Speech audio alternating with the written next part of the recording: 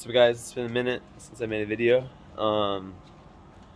Welcome to all new followers. I think there's a lot of you guys. So yeah, in the past I used to make videos all the time. I would like travel to different places, and I was like Mr. International, like just making videos in the streets. I know like old followers, if any of them are still here or watching, will remember my Istanbul videos and just walking around random places with random backgrounds. And now it's kind of like more of the same, more of like a little cat and just at home. And I want to talk about a little bit, about phases, right? About the zodiacal story. I tell this to students sometimes, right? And as someone who's self-taught, as someone who is creative, as someone like in the sense of like I don't really like I kind of just like make stuff up on my own. I mean, I learn stuff, but then I also just like things just kind of click for me, like I make connections with it when I do my astrology, and I connect it to real life and to nature and to everything. So one really huge thing is that you can learn a lot. One second, close this up. It's hot as fuck out here.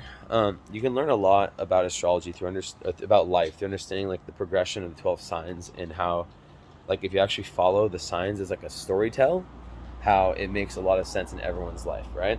So let's start with Aries, right? I'm gonna run you guys through Aries through Pisces, and you guys are gonna be like, wow, this makes total sense. Like, I understand, because like currently right now I'm in a time where I'm really just like not really interested in traveling. I'm not really interested in doing much besides kind of locking into my routine. And if you look at the astrology, like, my progressed moon is in Aquarius, in the 6th house, and I'm really 6th house is Virgo. I'm really, really like dialed in with my Aquarius weird, my weird 6th house routine.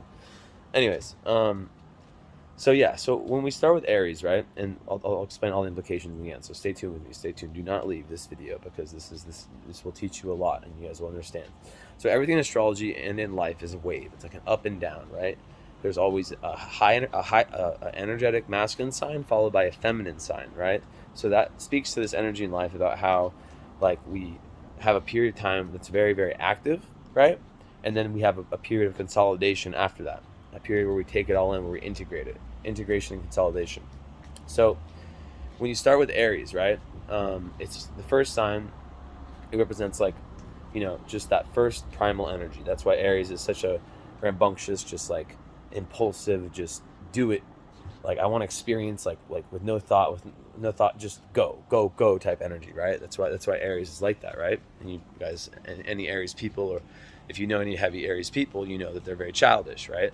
Not in a bad way, it's in a good way. They're fun, they're independent, they want to experience, they want to see things, but it's a very young energy. Not to say that people who have Aries suns are young souls. It's not that. It's just stay tuned, you'll see. So then after Aries, right? So after you've gone out, I'm gonna sit down for a second. After you've gone out into the world and you've kind of experienced things for the first time, then you kind of want to have a sense of self. You want to kind of integrate a little bit of a sense of who you are, of what you value, right? Because you've done all this stuff, you've experienced through different people, in different situations. Not really different people. You've kind of just, because this is before the Libra is when the 7th, you'll see, is when we get to like different people, right? You've experienced a little bit, and you're trying to like figure out, okay, what do I value? What am I all about? What do I want to keep for myself? Like, whether it's possessions, or whether it's like more internal, like values that you subscribe to, that you live your life based off of, right? What do I subscribe to? Who am I? Identity. It's very, very about identity, right? So then after that, and that's a more of like a introverted period, more internal, as Taurus is a feminine sign, earth sign. And it's about kind of getting grounded after that heavy Aries period. Now after that is Gemini. Gemini, you as you know, is a very active sign. It's an air sign, and it's like you've gone Aries, you've gone Taurus. Now in Gemini, you're trying to take in the information, and not take in. You're trying to find people around you, right, in your close proximity, that you can speak to, right? Because you've kind of gained a little bit of information about yourself through these first 2 steps, right? And then in Gemini, you want to kind of just go around and talk to as many people as possible, experience as much as possible, and yeah, just do the whole Gemini thing. Just the social butterfly, try everything, curiosity. Now after that, then there's a period of like, okay, well, I've done that. I'm a little bit worn out. Now I need Cancer. I need to just it's the first water sign. I need to like get in touch with myself. Like, who am I? I've been with, speaking to all these different people. I've been having all these new experiences. Now what about me and my family? Like what are these things? Like what like it's about connecting for the first time to your inner self, your inner emotional self. That's why Cancer is so emotional, right? How can I nurture myself? How can I receive nurturing from other people, from others, right? That's Cancer. It's about nurturing, going both ways. Now then after that, you've had that period of time in Cancer. Then it's time, you're like, okay, well, this has been nice and nourishing for the soul and all that, and slow down a little bit. It's time to speed it up with Leo. Leo, very fun, creative. It's another fire sign, right? It's all about having fun, being creative, right? It's going back into that inner child and figuring out your passions and the things that you love doing. And yeah, just like kind of just letting yourself go a little bit, That's why, Leo is a very, also like Aries is a very childish and fun sign. No matter how old a Leo gets, moon, sun, whatever, like they still have that youthfulness. You guys have noticed that, right? So yeah, that's kind of like that step. And it's also about, yeah, really finding your authentic self. Like what makes you happy. That's Leo. That's the Leo process. It's like why I see a lot of clients with Chiron and Leo, they struggle to find that passion, that thing that really makes them like want to get up in the morning and makes them like they really love doing, like without pay, without anything, right? So once you really figure out like what you love to do, and you start to kind of open yourself up to your authentic self-expression and trying new things in that creative level and being in touch with your inner child, then it's like, okay, well, I figured this thing out. Now it's time for Virgo, right? Now, and we just entered Virgo season. So it's like, okay, and Virgo's, misunderstood. It's not that the fun's over, but it's like, okay, I found what I really like, but, I'm not naive, right? I want, Virgo's now back down to a more like chill sign, right? More about consolidation. Now Virgo's like, okay, what steps, what plans, what are the steps that it's going to take for me to get to where I want to get, right? I can't just say I want to be like a star musician and just get there automatically. Like I need to like really like dial down how I'm going to do it. I need to dial down my routine, make sure that my health is there, and also how can I, yeah, like things like that, right? So after Virgo, that's the first 6 signs, which are all inner, if you want to put them like that. Then you move to the next this half, which starts with Libra, which is the first meeting with other, right? So Libra represents the sunset. It's the 7th house, so it's like it's the romantic energy, yeah. But it's also just like you could think of it like that's when you first have your first relationship, or when you start to really kind of it's not just romantic partners, but let's just say for this sake, like that Jimmy or whatever hypothetical name meets the romantic partner and has his first relationship, and through that relationship, that's the 7th house, right? The 7th house represents that. It represents you and other people, and kind of combining with other for the first time after you've done all that the first 6 signs to kind of create your own identity. Now after that, that's where there's 8th house, Scorpio.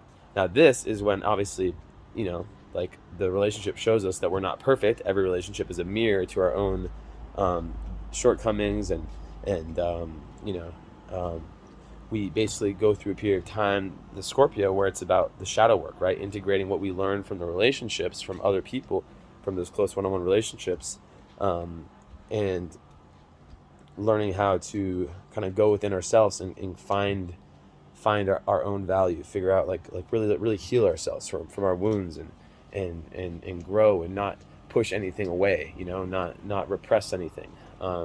It's where the death, rebirth, transformation period happens. That's why a lot of my clients lately, like when they've been getting current astrology reports, it's been no surprise that they've had their progressed moons in Scorpio. It's like clockwork lately. So after Scorpio, you've done that inner work, right? Like you probably, maybe you've spent less time around people. Maybe it's a very relational sign. So maybe that has been done in the context of the relationship, whatever. The whole point is, after that period, then it's ninth house, which is Sagittarius, which is all about fun. But it's different than the other two fire signs because it's very philosophical. So now we're getting to part like the last three signs, or last three, where it's or last four, where it's way more about like, okay, now I've done all this work. I want to go out in the world. I want to meet people from different cultures, meet people who think differently, different worldviews, and see how like the goal is to figure out my own version of truth, right? I want to figure out a universal truth, because the 10th house of Capricorn is all about taking that truth, right? Like through, like that has come through like the merging of every single step of the zodiac, right? The zodiacal story, and putting it into your dharma, right?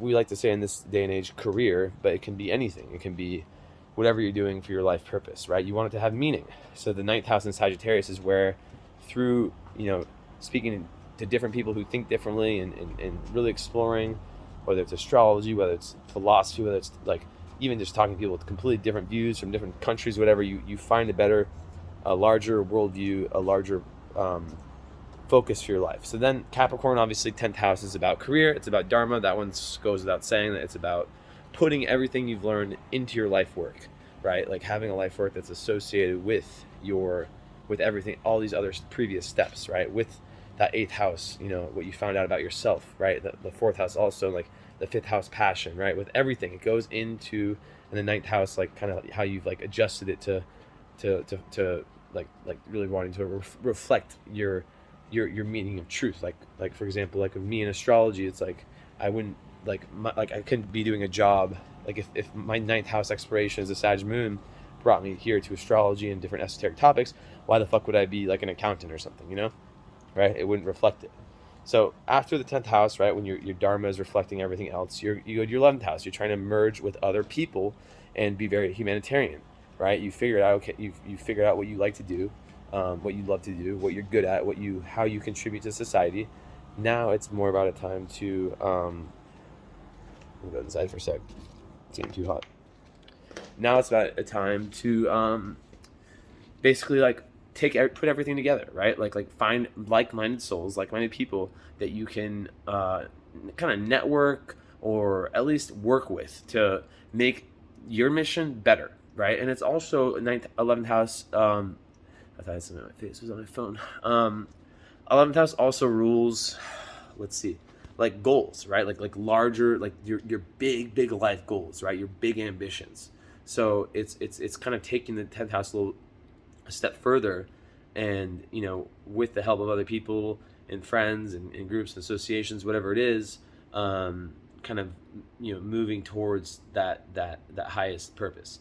Then there's the 12th house. So the 12th house, and of course the cycles, they repeat, just like life and reincarnations, you see repeat. The 12th house is the house of death, you know, not death, 8th house of death, but you know, 12th house is the house of endings, and this is what I could speak forever about. But basically, the way you can think about it is a very karmic house, and it's where kind of everything kind of comes to die, where you kind of you've assimilated everything. It's a very like a time, you know, that it's quite lonely in the sense that, not necessarily lonely, but it's you know, you're very much to yourself, very, you know, in touch with the collective unconscious, and it's a very spiritual time, right? It's a very spiritual period if you're looking at it through like the lens of the story, where you're really merging with oneness, right? It's the house of Pisces. So it's like through all of these steps, you've found this connection to a higher power, to the divine, whatever you want to call it.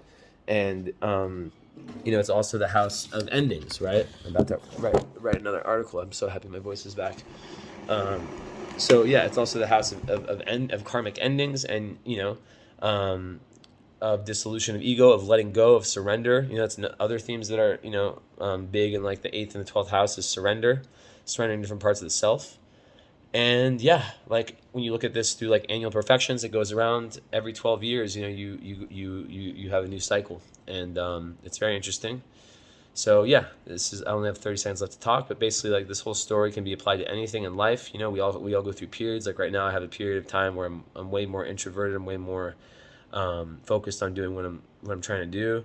But I know it's not going to last forever, you know, I know. So, you know, whatever you're going through, just keep it going, stay true to yourself, and, Yeah, I hope this video helped you. Let me know what you guys think, and let me know if where you guys are at in this zodiacal story. Okay, bye bye, ciao.